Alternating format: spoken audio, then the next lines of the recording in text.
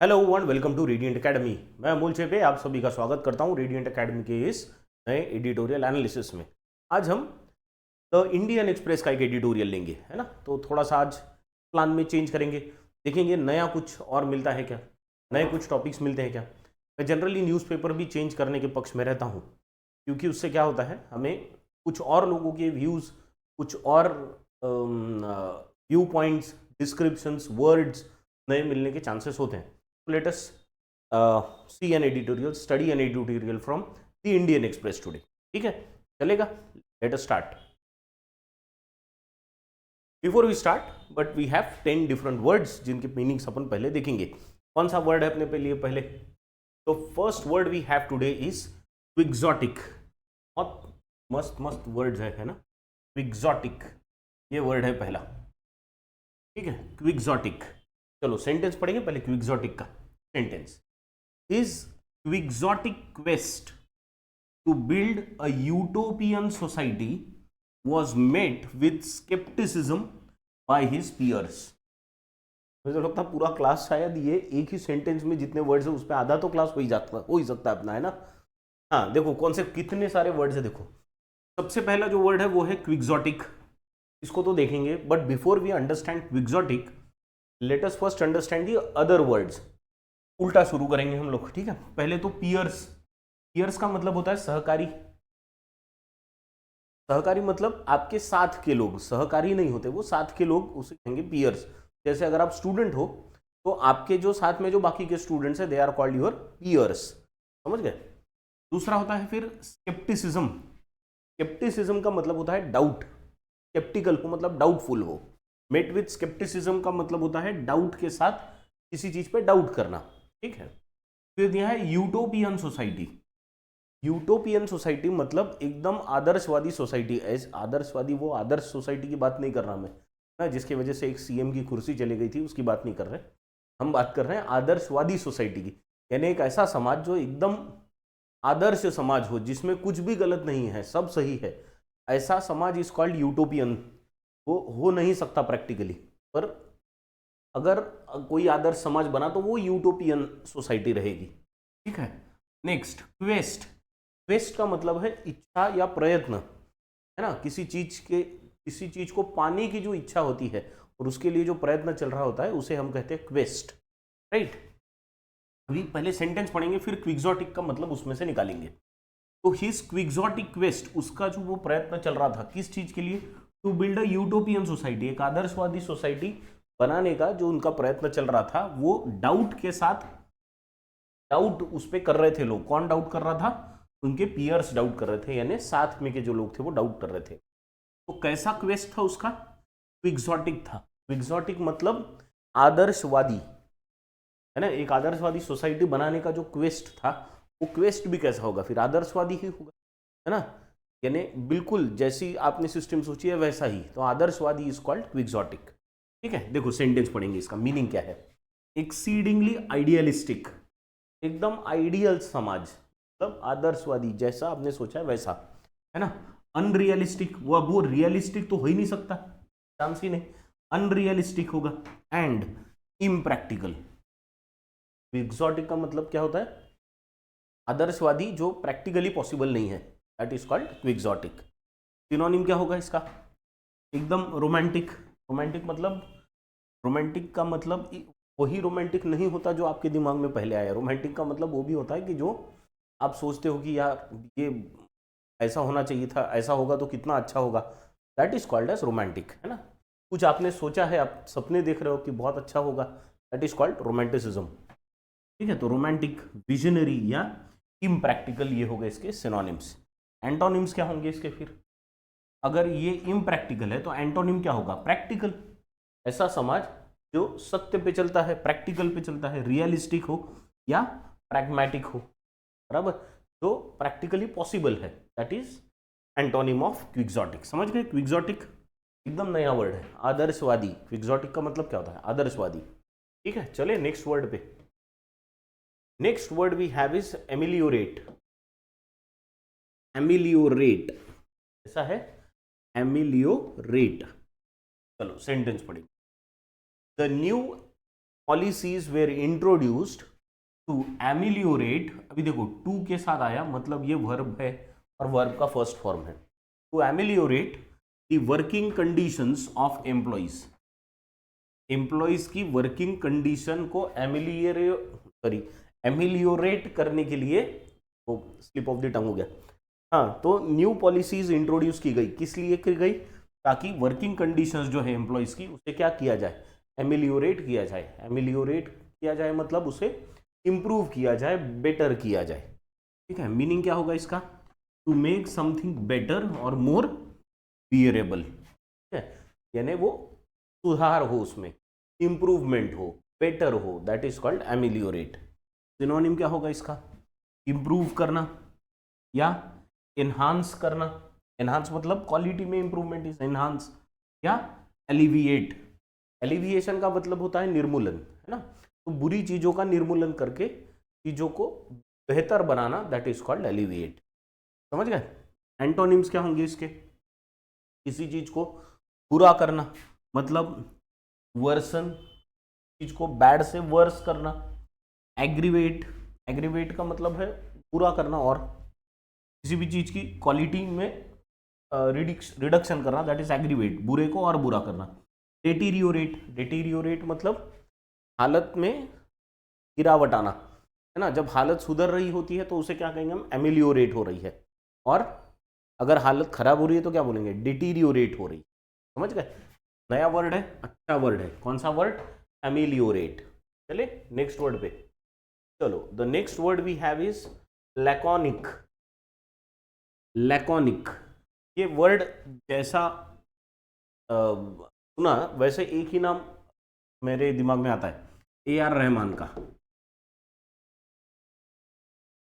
मैंने वो इंटरव्यूज वगैरह देखे ना ए आर रहमान के, तो ए आर रहमान के बारे में जनरली सिंगर्स या जो डायरेक्टर्स होते हैं मूवीज के, वो हमेशा कहते हैं कि A R Rahman speaks very little, he speaks very few words, बहुत ही कम वर्ड्स बोलने वाला व्यक्ति है। तो वो कैसा व्यक्ति हो गया फिर, लैकोनिक हो गया, है ना। जैसे सेंटेंस देखो, sentence his laconic reply left everyone wondering what he really thought about the proposal, उसका रिप्लाई लैकोनिक था, मतलब उसमें इतने कम वर्ड्स थे, इतना कम बोला वो व्यक्ति कि उससे पता ही नहीं चल रहा था कि वो एक्चुअली प्रपोजल के बारे में क्या सोचता है, समझ गए ना। तो लैकोनिक का मतलब क्या होता है, कोई भी व्यक्ति या कुछ भी जिसमें बहुत कम शब्द हो, है ना।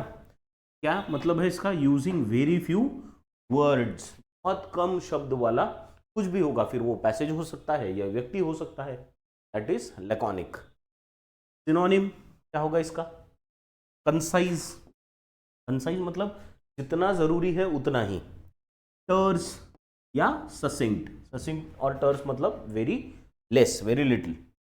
एंटोनिम क्या होगा इसका, वर्बोस, मतलब जिसमें वर्ड्स ही वर्ड्स है ना, वर्ड से चमका हुआ। वर्डी या टॉकेटिव, टॉकेटिव तो बंदा पता ही है आपको, जो बोलते रहेगा, दैट इज टॉकेटिव, समझ गए ये का क्या है। लैकोनिक का मतलब ये याद रखना, लैकोनिक मतलब ए आर रहमान, मतलब वो बहुत ही कम वर्ड्स बोलने वाला व्यक्ति है। चलो समझ गए, क्लियर। चलिए अगले वर्ड पे, next word we have is expedite. Expedite is a very common word, ये बहुत कॉमन वर्ड है, हमेशा आपको सुनने में मिलेगा, specially with in case of deliveries, deliveries के केस में। कौन सी डिलीवरीज, ये प्रोडक्ट की जो डिलीवरीज होती है ना उसके केस में, जैसे अमेजोन की डिलीवरी हो गई तो बोलेंगे एक्सपीडिटेड डिलीवरीज। एक्सपीडिटेड का मतलब होता है बहुत फास्ट, एक्सपीडाइट का मतलब होता है फास्ट करना किसी चीज। देखो क्या दिया है, the company decided to expedite the shipment, shipment को, शिपमेंट पता है ना, शिपमेंट में जो इधर से उधर जाने वाला माल है वो उसको शिपमेंट बोलेंगे, है ना। तो शिपमेंट को क्या करने का डिसाइड किया, एक्सपीडाइट करने का, यानी फास्ट शिप करने का डिसाइड किया, to meet the deadline, deadline meet करने के लिए शिपमेंट को जरा जल्दी भेजने का सोचा। तो फास्ट करने को क्या बोलते हैं हम, एक्सपीडाइट करना बोलते हैं, फास्ट करना। क्या होगा इसका meaning, to make an action और प्रोसेस हैपन सूनर और बी अकम्प्लिश्ड मोर क्विकली, बहुत जल्दी किसी चीज को करना, फास्टर वे में करना, इज कॉल्ड एक्सपीडाइट। ठीक है, सिनोनिम क्या होगा इसका? एक्सेलरेट करना है या हेस्टन करना है।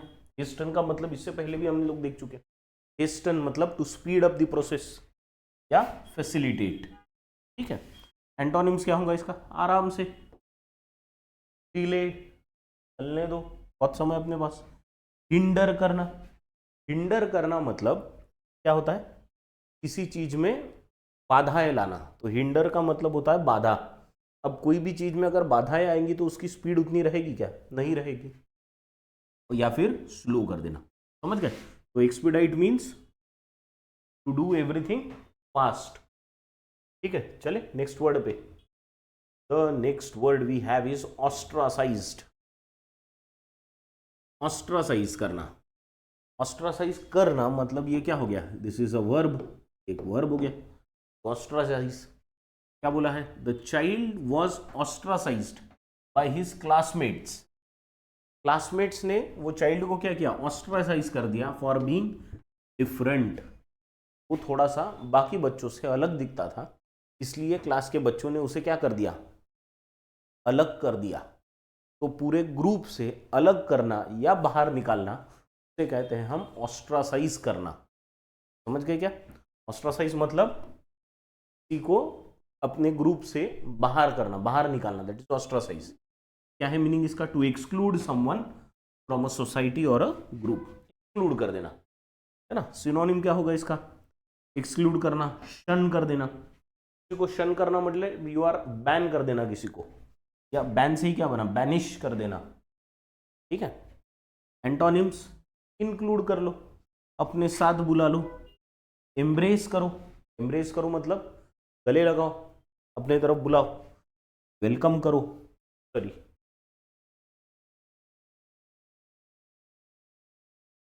क्या करो? वेलकम करो, है ना। तो ये क्या हो गए? सारे इसके एंटोनिम्स हो गए, इंक्लूड, एम्ब्रेस, वेलकम।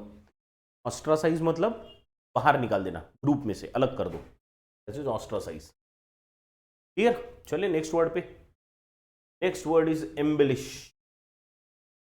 एम्बेलिश, चलो let us read the sentence. Embellish भी बहुत अच्छा सेंटेंस, बहुत अच्छा वर्ड है, रेगुलर यूज वाला ही वर्ड है। एम्बेलिशमेंट्स के बारे में आपने सुना होगा। एम्बेलिशमेंट, एम्बेलिशमेंट्स मतलब ऐसी चीजें जो डेकोरेशन के काम आती है, उनको बोलते हैं एम्बेलिशमेंट्स, ना। तो एम्बेलिश ये वर्ड जनरली डेकोरेशन से रिलेटेड है।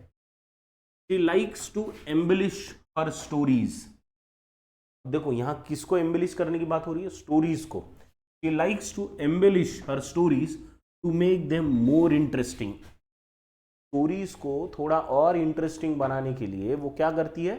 उनको एम्बेलिश करती है, मतलब उसमें मिर्च मसाला लगा के बढ़िया से तड़का वड़का मार के स्टोरीज को बढ़िया सा लोगों को इंटरेस्ट है पढ़ने में, ऐसे बनाती है। मतलब क्या कर रही है वो? एक तरीके से वो स्टोरी को डेकोरेट ही कर रही है, बराबर। तो एम्बेलिश मतलब क्या हो गया? To make something more attractive, और अट्रैक्टिव करना किसी चीज को बाय एडिंग डेकोरेटिव डिटेल्स और फीचर्स। किसी भी चीज को थोड़ा और अच्छा बनाना, डेकोरेट करना।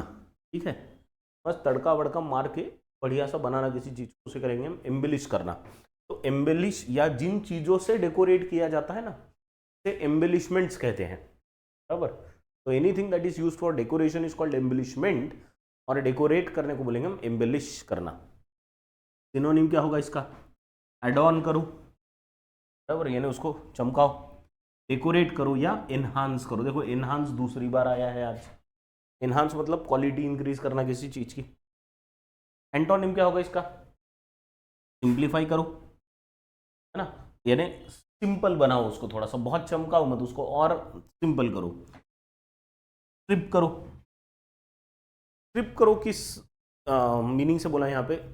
देखो जैसे स्टार्स वगैरह जो मिलते हैं ना लोगों को, तो उससे क्या होता है? वो डेकोरेटेड ऑफिसर बन जाते हैं। डेकोरेटेड ऑफिसर मतलब वो, अब वहां पे वो एम्बेलिशमेंट्स लग गए, वो डेकोरेटेड ऑफिसर्स है।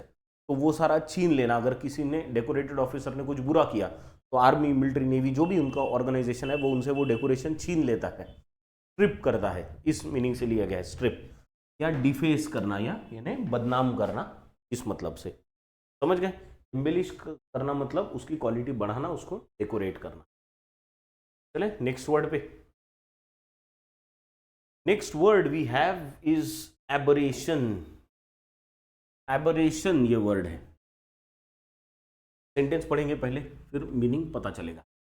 The warm winter was an aberration from the usual cold weather. Usual कैसा वेदर होता है? कोल्ड वेदर होता है। इस बार कैसा विंटर हो गया? वार्म विंटर हो गया, विंटर वार्म हो गया, बराबर है? यानी इस बार ठंडी कम थी, ऐसा बोलना है, ठीक है।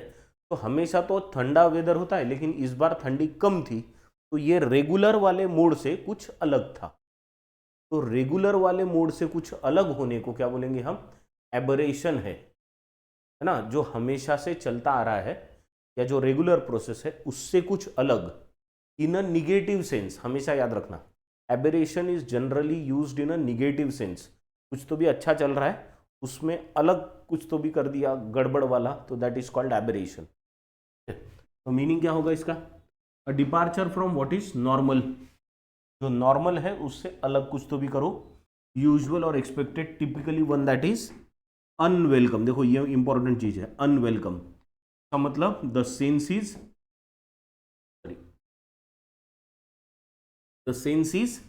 निगेटिव, निगेटिव सेंस में। Aberration is never used in a positive sense, affirmative sense is negative. Synonym क्या होंगे इसके? डेविएशन, यानी मेन चीज से बाहर अलग चले जाओ। एनामोली, एनामोली का मतलब क्या होता है? एनामोली का मतलब क्या होता है?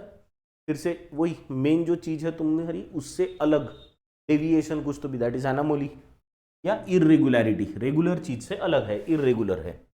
एंटोनिम क्या होंगे इसके? नॉर्मल, फिर नॉर्मेलिटी, रेगुलरिटी या कन्फर्मिटी। समझ गए? एबरेशन का मतलब समझा? एबरेशन मतलब जो सिस्टम रेगुलर चल रही है उससे कुछ अलग कर देना। जैसे लेट से अगर हम ये जो इंग्लिश का क्लास कर रहे हैं उस क्लास को रेगुलर कर रहे हैं, पर अगर कभी ऐसा हो कि बीच में किसी दिन ये क्लास ना हो पाए या कुछ प्रॉब्लम आ जाए, तो हम उसे क्या कहेंगे फिर? दिस वॉज एन एबरेशन, क्योंकि वो निगेटिव चीज हो गई, नहीं होना, बराबर है। और रेगुलर अच्छी चीज चल रही थी, उसमें गैप आ गया, प्रॉब्लम आ गया, दैट इज एबरेशन। समझे? चले अगले वर्ड पे। चलो, the next word we have is mendacity. नया वर्ड कौन सा है हमारे पास? मेंडासिटी। ये मेंडासिटी क्या है देखेंगे। Sentence, the politician's mendacity was exposed in a series of investigative reports. जो इन्वेस्टिगेशन के रिपोर्ट्स आए उसमें एक्सपोज हो गए। कौन एक्सपोज हो गए? पॉलिटिशियन की मेंडासिटी एक्सपोज हो गई। यानी देखो, इन्वेस्टिगेशन करेंगे पॉलिटिशियन का, और पॉलिटिशियन अगर एक्सपोज होगा तो पॉलिटिशियन का क्या एक्सपोज हो जाएगा? उनका झूठ सारा पर्दे के सामने आ जाएगा। तो मेंडासिटी का मतलब होता है झूठ, बाकी कुछ नहीं। मेंडासिटी मीन्स झूठ, है ना। Something that is not true, something that is a lie is mendacity. Mendacity का मतलब क्या हो गया? अनट्रूथफुलनेस या फिर टेंडेंसी टू लाई। क्या करने की? चीजों को मेंड करने की आदत। मेंड करना मतलब सही चीज को सही नहीं बताना, कुछ तो भी गलत बता देना, दैट इज कॉल्ड अनट्रूथ या लाई, है ना। तो the tendency to lie is called mendacity. समझ गए? सिनोनिम क्या हो गया इसके? Dishonesty, deceit. डिसीट का मतलब क्या होता है? डिसीट मतलब धोखा देना किसी को, ठीक है। फॉल्सहुड। एंटोनिम्स क्या होंगे फिर इसके? ऑनेस्टी, ट्रूथफुलनेस या इंटेग्रिटी। समझ गए? मेंडासिटी मस्ट वर्ड है ना। झूठ के लिए कितना अच्छा वर्ड है, देखो, लाई से अच्छा बोल सकते हैं मेंडासिटी यूज करो। अभी झूठ के जगह मेंडासिटी यूज, बहुत अच्छा वर्ड है। चलो, next word we have is prognosticate. बोलेंगे सर कहाँ से ढूंढ के ला रहा है ये वर्ड? आते है ना, ऐसे भी वर्ड्स आएंगे। चलो, क्या वर्ड है हमारे पास? प्रोग्नोस्टिकेट, ठीक है। चलो सेंटेंस पढ़ेंगे। The economist attempted to prognosticate the effects of the new policy on the market. क्या किया? इकोनॉमिस्ट ने अटेम्प्ट किया क्या करने का? नई पॉलिसी जो आई है मार्केट में उसके इफेक्ट्स को प्रोग्नोस्टिकेट करने का अटेम्प्ट किया। प्रोग्नोस्टिकेट करना मतलब उसका भविष्य में इफेक्ट कैसा होगा ये बताने की कोशिश की। अब कैसा होगा ये बताने की कोशिश की मतलब क्या कर रहा है कि वो प्रेडिक्ट कर रहा है, वो अंदाजा लगा रहा है कि इसका इफेक्ट कैसा होगा, है ना। तो अंदाजा लगाना, प्रेडिक्ट करना, इसको बोलते हैं हम प्रोग्नोस्टिकेट। ठीक है, प्रोग्नोस्टिकेट का मतलब क्या होता है, टू फोरटेल, फोरटेल यानी पहले ही बता देना, और प्रेडिक्ट, फिर प्रेडिक्ट करना an event in the future. Synonym क्या होगा इसका, जैसे अभी हमने यूज किया प्रेडिक्ट, तो प्रेडिक्ट तो है ही। फोरकास्ट, वेदर का क्या करते हैं हम, फोरकास्ट करते हैं, पहले बता देते हैं ना कि कल वेदर कैसा होगा, दैट इज फोरकास्ट। फोरटेल, तो यहां से तुमको एक बात तो पता चल रही है, फोर का मतलब क्या होता है, पहले, पहले ही बता देना, पहले ही कास्ट कर देना, पहले ही टेल कर देना। बी फोर यानी फोर से पहले, बी फोर, समझ गए, तो बी फोर मतलब भी पहले, ऐसा ही होता है। एंटोनिम्स क्या करेंगे, रिकॉल, रिकलेक्ट या रिव्यू, चीज को फिर से देखना, दैट इज एंटोनिम। समझ गए, नया वर्ड है प्रोग्नोस्टिकेट, मतलब क्या प्रोग्नोस्टिकेट का, टू प्रेडिक्ट द फ्यूचर। चले नेक्स्ट वर्ड पे,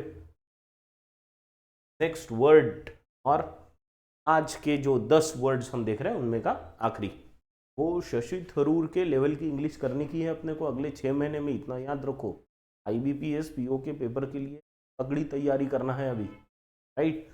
6 महीने तो है नहीं अपने पास अभी उसके लिए, लेकिन फिर भी I know that you will be better prepared for IBPS PO prelims and mains with these, है ना, with these, with the help of these lectures it will be better preparation for you. चलो, so what do we have now, we have conflagration। कौन सा word है नया, कॉन्फ्लेग्रेशन। कॉन्फ्लेग्रेशन का मतलब क्या है, चलो देखेंगे। The conflagration spread rapidly through the forest consuming everything in its path। कॉन्फ्लेग्रेशन बहुत तेजी से फैला पूरे पूरे जंगल में, और वो उसको क्या कर गया, पूरा खा गया, जो भी उसके रास्ते में आया उसको कंज्यूम करता गया। कंज्यूम करता का मतलब खत्म करता गया, खाता गया, ठीक है। तो कॉन्फ्लेग्रेशन क्या है, जंगल में क्या बहुत तेजी से फैलती है, आग, तो बहुत तेजी से फैलने वाली आग कहते हैं हम लोग कॉन्फ्लेग्रेशन।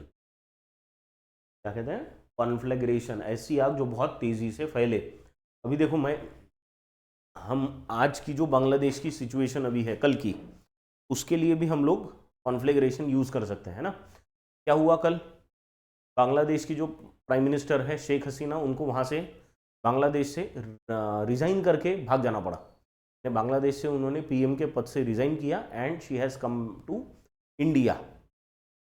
तो क्यों, क्योंकि वहां पे जो प्रोटेस्ट थी उसका कॉन्फ्लेग्रेशन बहुत तेजी से फैला। It was like a conflagration, the protest was like a conflagration, it suddenly spread on a large scale, बराबर है। तो मीनिंग क्या होगा इसका, a large and a destructive fire. तो the protest was like a conflagration, बहुत तेजी से फैल गई वो। सिनोनिम्स क्या होंगे इसके, ब्लेज, इन्फर्नो या वाइल्ड फायर, तीनों चीजें आग से रिलेटेड है, they are related to fire.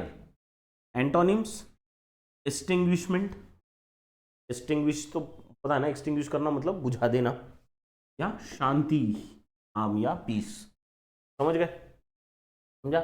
कॉन्फ्लेग्रेशन, कॉन्फ्लेग्रेशन is related to आग, बहुत तेजी से भड़कने वाली और फैलने वाली आग हम कहेंगे कॉन्फ्लेग्रेशन, ठीक है, क्लियर। चलो, now go through the editorial quickly and then we will discuss it. पढ़ो।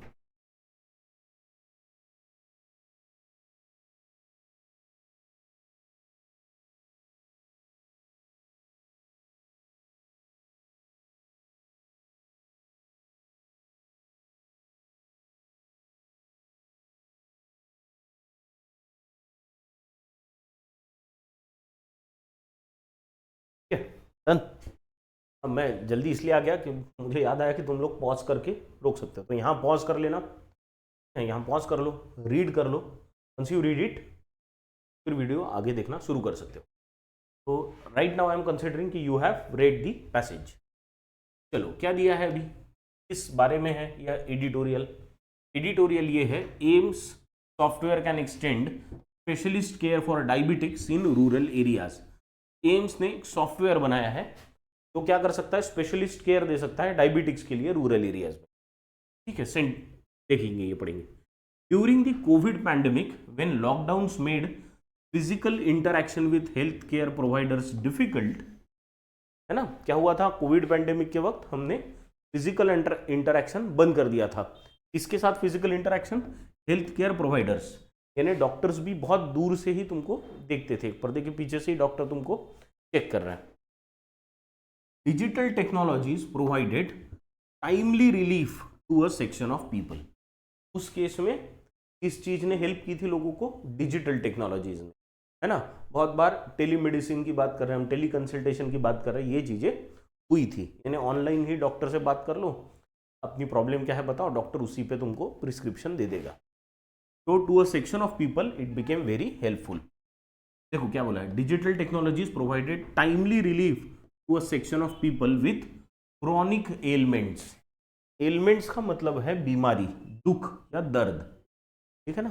तो कैसी बीमारी, क्रॉनिक, क्रॉनिक मतलब लॉन्ग टर्म वाली, ऐसी बीमारी जो लॉन्ग टर्म होती है, या एक बार हो गई तो हो गई, उसको सोल्यूशन नहीं रहता, you have to just live with it, है ना, live with it and leave with it, दोनों, है ना। तो ऐसी चीजों को हम बोलेंगे chronic ailments. The emergency pushed health care professionals and policy makers to recognise the potency of telemedicine in managing diseases. क्या हुआ फिर इस सिचुएशन से, क्या हुआ इस सिचुएशन की वजह से, क्या हुआ, इमरजेंसी की वजह से क्या हुआ, इससे पुश किया, किसको पुश किया, हेल्थ केयर प्रोफेशनल्स को यानी डॉक्टर्स को, एंड पॉलिसी मेकर्स को भी। पॉलिसी मेकर्स यानी कौन, जो हमारे लिए निर्णय ले रहे हैं, लॉ मेकर्स हमारे मतलब सांसद, है ना। तो रिकॉग्नाइज दी पोटेंसी, पोटेंसी का मतलब होता है क्षमता, पोटेंशियल से ही वर्ड आया है, पोटेंसी मतलब क्षमता। द पोटेंसी ऑफ टेलीमेडिसिन, देखो किसकी पोटेंसी, टेलीमेडिसिन की, इसकी पोटेंसी समझ में आई लोगों को कि यार ये तो बहुत धांसू चीज है ना, यानी बहुत हम लोग अभी तक ध्यान नहीं दे रहे थे, बहुत धांसू चीज है। जैसे ऑनलाइन एजुकेशन, पहले पहले लोगों को क्या लगता था, यार कहाँ ऑनलाइन पढ़ते बैठेंगे, आज यार ये तो बहुत धांसू चीज है, ऐसा लगने लगा है, राइट। तो टेलीमेडिसिन जो है, इसकी पोटेंसी या पोटेंशियल इनको ध्यान में आया, हेल्थ केयर प्रोफेशनल्स और पॉलिसी मेकर्स को, in managing diseases such as diabetes. Diabetes जैसी बीमारी भी इससे मैनेज हो सकती है, ये ध्यान में आया। In which constant doctor patient engagement is particularly crucial. Diabetes जैसी बीमारी में जिसमें कंटिन्यूअसली डॉक्टर और पेशेंट के बीच में एंगेजमेंट होती रहती। A digitally connected health care ecosystem it's now recognised, है ना, आजकल ये पहचानी जाती है digitally connected health care ecosystem की तरह, can improve treatment outcomes specially in large parts of rural India where the lack of specialist often comes in the way of timely diagnosis and medication. अब ये जो system है telemedicine वाली, ये particularly कहाँ हमको हेल्प कर सकती है, कह रहे हैं ऑथर, ये this can help us in rural India, है ना, कि हमको रूरल इंडिया में हेल्प कर सकती है। क्यों, क्योंकि वहां पे क्या है, there is lack of specialist, specialist बैठे हैं सारे शहरों में, ग्रामीण एरिया में स्पेशलिस्ट की कमी है। ऐसे केस में हमको ये रूरल मेडिसिन वाली सिस्टम, सॉरी रूरल टेलीमेडिसिन वाली सिस्टम काम आ सकती है। Specialist often comes in the way of timely diagnosis, क्योंकि वहाँ स्पेशलिस्ट नहीं होते तो लोगों का प्रॉपर डायग्नोसिस नहीं होता। डायग्नोसिस का मतलब क्या होता है, डायग्नोसिस मतलब जांच पड़ताल करना कि तुमको क्या बीमारी है, इसको पता करना, दैट इज कॉल्ड डायग्नोसिस, बराबर। और मेडिकेशन भी उस तरीके से सही से नहीं हो पाता। A software developed by doctors and technicians at AIIMS Delhi is a significant initiative in this respect. और इस रिस्पेक्ट में ये जो सॉफ्टवेयर बनाया है डॉक्टर्स और टेक्नीशियंस ने एम्स के, कहाँ के एम्स के, दिल्ली एम्स के, ये एक अच्छी शुरुआत है। It can extend specialised diabetes consultation. देखो सॉफ्टवेयर के थ्रू क्या कर सकते हैं हम, स्पेशलाइज्ड डायबिटीज कंसल्टेशन दे सकते हैं। कंसल्टेशन किसको देंगे, जो जिसको डायबिटीज़ हुआ है, या ऐसे लोग जिनको हम चेक कर रहे हैं, सारी चीज़ें हमको पता, हम बता सके उनको कि भाई तुमको डायबिटीज़ है ना। तो consultation to primary health care centres यानी PHCs इन रूरल एरियाज। तो सीधा सीधा रूरल एरियाज में PHCs जो है वो PHC को ही कंसल्टेशन दे सकते हैं हम। किसके थ्रू? ये जो सॉफ्टवेयर डेवलप किया है ना, ये सॉफ्टवेयर डेवलप किया किसने? डॉक्टर्स एंड टेक्नीशियंस ने, एम्स के, उसके थ्रू। क्लियर? समझ गया? चलो, now go through the second part. हाँ, पॉज कर लो।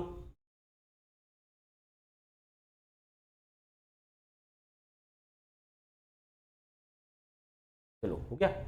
पढ़ लिया? चलो, let us now start reading it together. I hope कि तुमने पॉज करके उसको पढ़ लिया है। नहीं तो क्या होता है, अननेसेसरीली वो वीडियो का समय बढ़ता जाता है फिर आपकी रीडिंग टाइम में। इसलिए आई एम सेइंग कि just pause it when I say pause, you can come back later. ठीक है, तो नाउ यू कैन, तो you must have already played the video, इसलिए अब ये दिख रहा है। चलो, क्या है फिर? Studies have suggested that India's diabetes burden. देखो, स्टडीज ने क्या सजेस्ट किया है कि इंडिया में डायबिटीज का बर्डन है, बहुत बर्डन है, बहुत सारे लोग हैं। Already the second highest in the world is under reported. देखो क्या बोला है, ये already highest in the world, ये दो हाइफन्स के बीच में है, तो इसको छोड़ दो। मेन चीज ये पढ़ो, studies have suggested that India's diabetes burden is under reported. India में ऑलरेडी डायबिटीज का बर्डन है, पर वो अंडर रिपोर्ट हुआ है। मतलब आधे से ज्यादा लोगों को तो पता ही नहीं है कि वो डायबिटिक है कि नहीं है। बिकॉज क्लोज टू 50%, देखो मैं आधे से ज्यादा कह रहा था, ये भी वही कह रहा है, close to 50% of patients in both rural and urban areas are unaware of their condition. आधे से ज्यादा लोगों को पता ही नहीं है कि उनको डायबिटीज है भी या नहीं। Much time is lost before arriving at a diagnosis. फिर से वही डायग्नोसिस यानी ये पता करना कि तुमको कुछ बीमारी है। बहुत, और इसमें कितना समय लग जाता है? मच टाइम इज लॉस्ट, बहुत समय निकल जाता है जब ये पता चलता है। Because the general physician at PHCs और small clinics cannot always join the dots between the diabetics symptoms. और इसका कारण क्या कहा है ऑथर ने? ऑथर कह रहा है कि जो हमारे जनरल फिजिशियंस होते हैं PHCs में, या फिर छोटे छोटे जो क्लिनिक्स होते हैं गांव खेड़ों में, वहाँ के जो डॉक्टर्स हैं उनका एक्सपीरियंस उतना नहीं होता। एक्सपीरियंस होगा पर उनका नॉलेज उतना नहीं होगा, या वो शायद बाकी चार चीज़ों के डॉट्स कनेक्ट नहीं कर पाते, इसलिए वो सिर्फ उनको प्रॉपरली डायग्नोसिस नहीं हो पाता कि वो पेशेंट को डायबिटीज़ है या नहीं। The software is one step towards addressing this deficits. यही गैप कम करने का काम कौन करेगा? ये सॉफ्टवेयर करेगा। It requires the local level health care professionals to feed in patient data on risk factors like blood pressure, cholesterol, blood sugar. यानी अब क्या करना पड़ेगा? जो लोकल हेल्थ केयर प्रोफेशनल है, वो जो भी PHC में बंदा बैठा है, डॉक्टर बैठा है या डॉक्टर के साथ और कोई टेक्नीशियन साथ में, उनको क्या करना पड़ेगा? जो भी पेशेंट आएगा उसका रिस्क फैक्टर्स जो है, उसका BP यानी blood pressure, cholesterol, blood sugar level, ये सारा टेस्टिंग करके पता चलेगा। तो उसका डेटा वो सॉफ्टवेयर में डालना पड़ेगा। एक बार डेटा आपने सॉफ्टवेयर में डाल दिया कि सॉफ्टवेयर बताएगा भाई तेरे को डायबिटीज होगा, अभी नहीं हुआ पर जल्दी होने वाला है, जरा संभल के। It then processes the information to suggest the treatment. फिर सॉफ्टवेयर बताएगा आगे की ट्रीटमेंट कैसे करनी है। इससे डॉक्टर को भी हेल्प होगी ना, डॉक्टर को भी देखो दिल्ली से गाइडेंस मिलेगा सीधा डॉक्टर को कि कैसे ट्रीटमेंट करना है। बहुत अच्छा है। ऑल दिस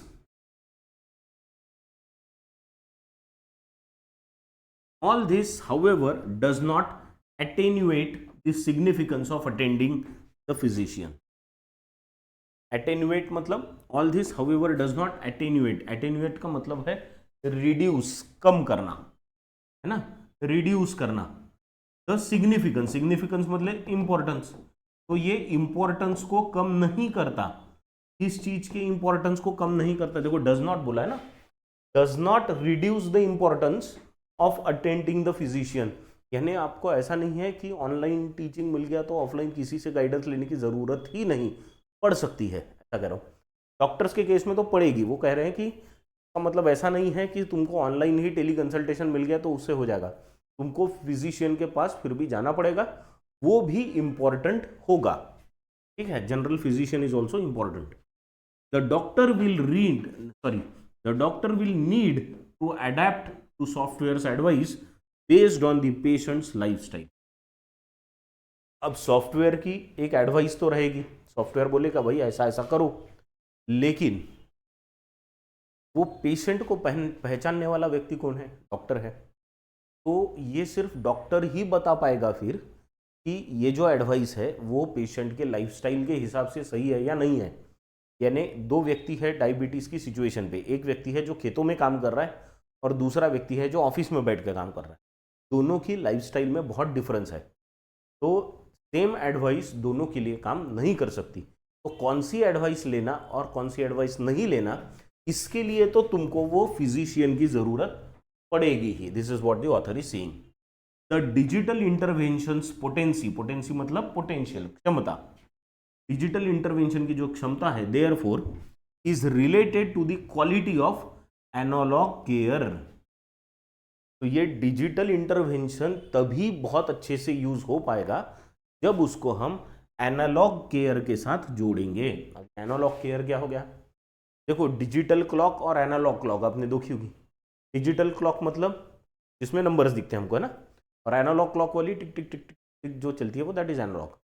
तो ऐसा समझो यहाँ पे analogue is called as offline and digital is online, ऐसा। तो ये जो ऑनलाइन इंटरवेंशन है, टेलीमेडिसिन, टेली कंसल्टेशन वाला, ये तभी अच्छे से काम करेगा जब इसको अच्छी क्वालिटी का ऑफलाइन सपोर्ट यानी ऑन ग्राउंड फिजिशियन की हेल्प मिलेगी तब। समझ गए एनालॉग केयर का मतलब? हाँ, यानी फिजिकली वहां पे डॉक्टर से मिलना, बात करना, इसकी भी जरूरत पड़ेगी। The countries diabetes management system requires accessible PHCs run by quality professionals empowered by digital resource. यहाँ पे ऑथर क्या कह रहा है कि अगर कंट्री को, अपने देश को डायबिटीज, ये जो सबसे बड़ा प्रॉब्लम है ना हमारे यहाँ, हम दुनिया में सेकंड नंबर के सबसे ज़्यादा डायबिटीज़ पालने वाले लोगों में से कंट्री है। तो इसको अगर सही से मैनेज करना है तो आपको एक्सेसिबल PHCs लगेंगी, ऐसी PHCs की जहाँ पे ये टेली कंसल्टेशन, टेलीमेडिसिन चल सके, वहाँ पे भी क्वालिटी प्रोफेशनल्स हो जो इसका इस्तेमाल सही से कर सके। समझ गए? जो इसका यूज सही से कर सके। चलो जस्ट गो थ्रू दी लास्ट 4-5 लाइन्स क्विकली। पॉज कर लो, पहले पढ़ लो।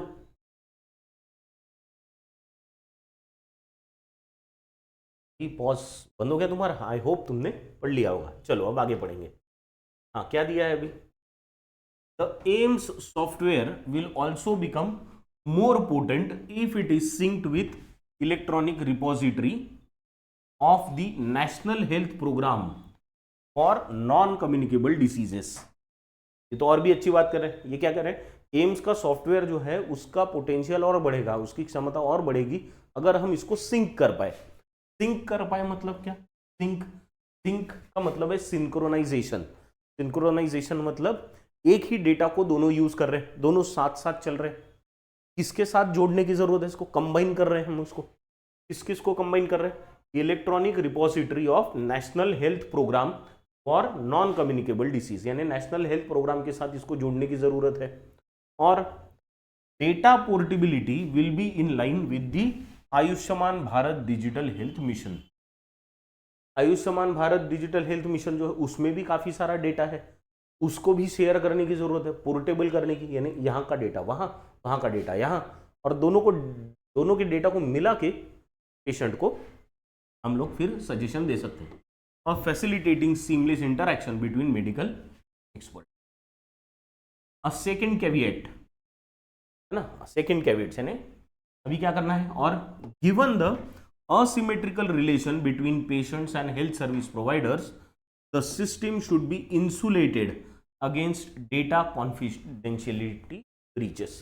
दूसरा प्रॉब्लम क्या है हमको जिसको केटर करना है वो कि अब क्या रहेगा? बहुत सारा असिमेट्रिकल डेटा रहेगा।